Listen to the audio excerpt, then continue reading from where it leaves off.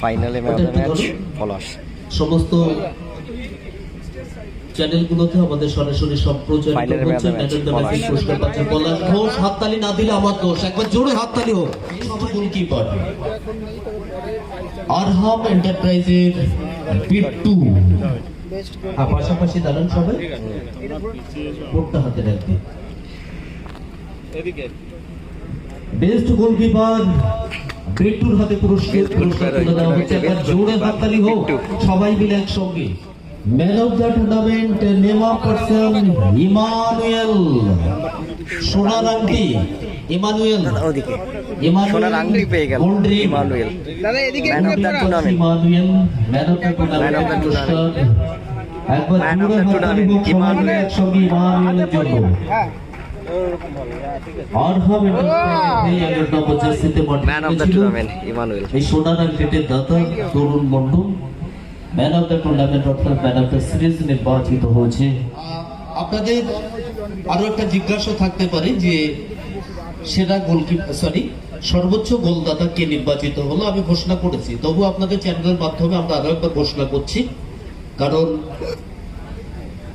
সমগ্র খেলার নিরিখে এবিএফসি মেদিনীপুরের টিমে 5 নম্বর জার্সিতে যে 16 খেলেছিল, 16 সর্বোচ্চ গোলদাতা, তার গোল সংখ্যা 5টি। এখন যদি তারা যেহেতু এখন নেই, আমরা পুরস্কার রাখছি আপনাদের চ্যানেলের মাধ্যমেও তাকে আমরা জানালাম এবং আমাদের ক্লাবের পক্ষ থেকে তাকে ফোন করে নির্দিষ্ট সময় যথাযথভাবে তার হাতে আমরা ফ্রিজ তুলে দেব। আচ্ছা দেন, 40,000 টাকাটা দেন।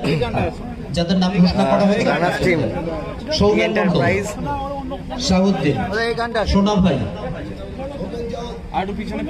সৌমেন, শাহুদ্দিন, মিনা, যাদের নাম বলছে একটু দ্রুত সবাই মিলে আমরা সমবেত ভাবে।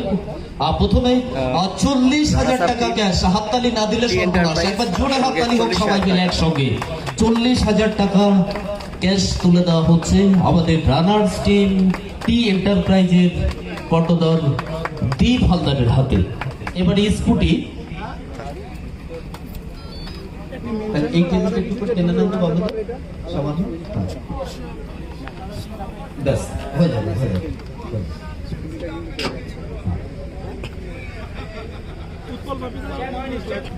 স্কুটি তুলে দেওয়া হচ্ছে রানার্স টিমের কর্মকর্তা দীপ হালদারের হাতে। এন্টারপ্রাইজ 40,000 টাকা, তার সঙ্গে স্কুটি।